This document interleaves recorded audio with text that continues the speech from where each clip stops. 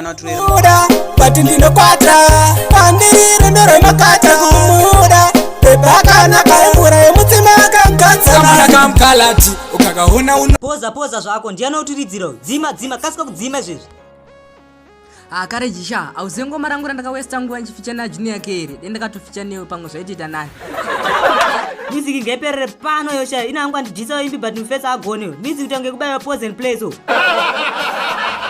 yudi pandakatorova ngoma iri ndakatonongedzera upfuti sha iwe Olamani titauriko junior kere ndova kutaura tanzi ndogadzira zimtunzi because ndatwa confused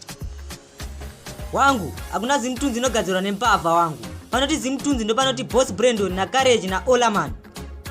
kana ivo vanhu paseminari vakapusa ungati zvemamadhafaka zvezvingagonogadzira makatuni nokuimbe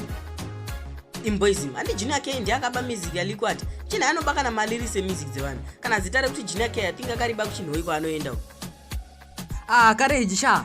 iwe ndakatomboimbiswa ngoma rakaimbwa kare kana petsa ndoziva kuti hajave vakaenda kuchinhoi vangonodzoka vachinja zita iyo shewe junior kere hako mani mufesi wewe wotodza petsa kuti anogona kubirwa zita iroro rakanoimbiswa kuchinhoi